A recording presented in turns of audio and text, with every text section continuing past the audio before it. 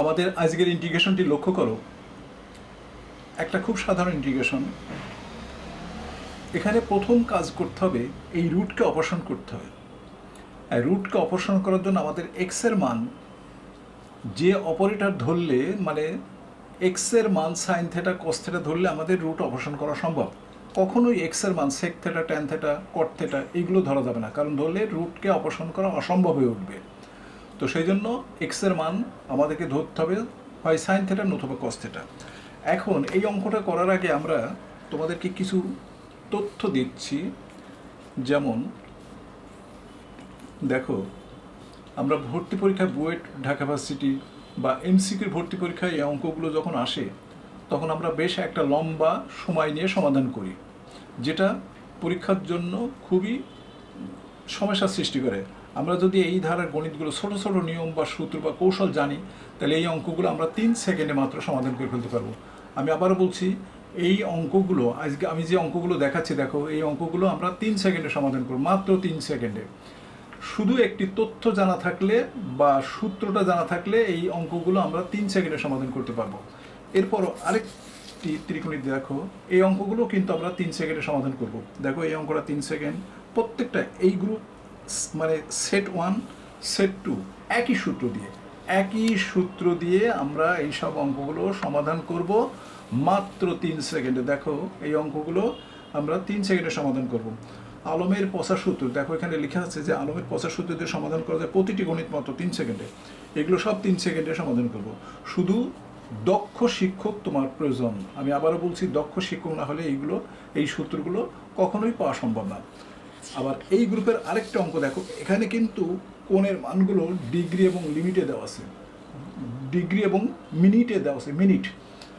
আর এই অঙ্কগুলো এটাও 3 সেকেন্ডের সমাধান করা যাবে, কিন্তু এই অঙ্কগুলো দেখো কোনো মিনিট নেই, শুধু ডিগ্রি দিয়ে তৈরি, শুধু ডিগ্রি দিয়ে গঠন করা হয়েছে এই অঙ্কগুলো। আমরা বিভিন্ন বই থেকে এই 9টা অঙ্ক কালেকশন করেছি।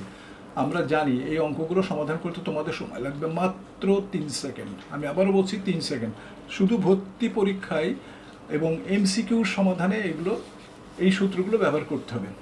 তো আসো এবার আমরা মূল অঙ্কে চলে আসি। মূল অঙ্কটা দেখো, এই অঙ্ক কিভাবে সমাধান করতে হবে আমি একটু আগে তোমাদেরকে বলেছি। এক্সের মান সাইন থেটা ধরতে হবে। দেখো এক্স সমান আমরা সাইন থেটা ধরলাম, সাইন থেটা। তো ডিফারেন্সিয়েশন করলে আছে ডিএক্স সমান cos theta D theta, cos theta D theta. এখন মানগুলো এই যে এক্সের মান এবং ডিএক্সের মান এখানে বসিয়ে দেবো।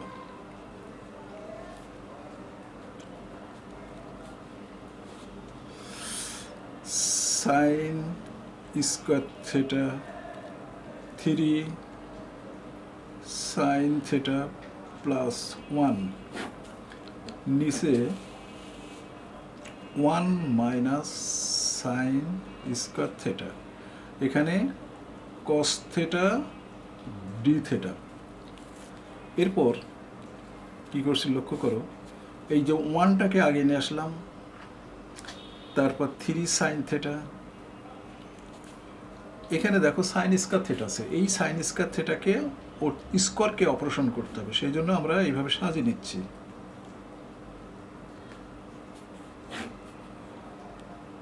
এটা কস স্কোয়ার থেটা, এখানে দেখো কস থেটা ডি থেটা, এখানে কস থেটা ডি থেটা, এটা কস থেটা হয়ে গেল, স্কোয়ারের রুট উঠে গেল। এখন দেখো হাফ 1 3 সাইন থেটা হাফ, এটা সূত্র ফেলা হলো 1 মাইনাস কস 2 থেটা, কস 2 থেটা, এটা কস থেটা, এখানে কস থেটা ডি থেটা।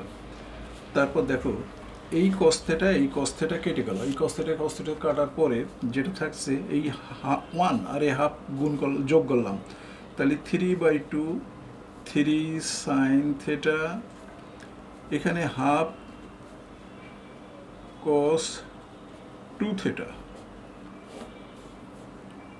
এখানে ডি থেটা। এরপর এটাকে ইন্টিগ্রেশন করছি, দেখো এটাকে ইন্টিগ্রেশন করছি 3/2 থেটা, এটা প্লাস হয়ে যাবে, সাইন থেটাকে ইন্টিগ্রেশন করলে মাইনাস কস থেটা হয়, তাহলে 3 কস থেটা হাফ, এটাকে ইন্টিগ্রেশন করলাম সাইন, দেখো sine 2 theta by 2 plus C. এখন আমরা 3/2 থেটা 3 কস থেটা 1/4, এটাকে সূত্র ফেলে দিলাম 2 সাইন থেটা কস থেটা। তারপর দেখো এই মানটাকে আমরা এখন মান বসিয়ে দিই। 3/2 থেটার বদলে লেখা যায় কি সাইন ইনভার্স এক্স, এটার সূত্র হলো 1 minus sine square theta plus, দেখো এই হাফ এর সাথে কাটাকাটি করলে 1/2 sine theta into cos theta plus C. এখন আমরা মান বসিয়ে দেবো 3/2 sine inverse X, 3 sine theta মান এক্স, সেই জন্য 1 minus X square half X sine cos theta মান 1 মাইনাস সাইন স্কয়ার থেটা, অর্থাৎ 1 মাইনাস এক্স স্কয়ার। এটাই হচ্ছে আমাদের নির্ণয়ের সলিউশন।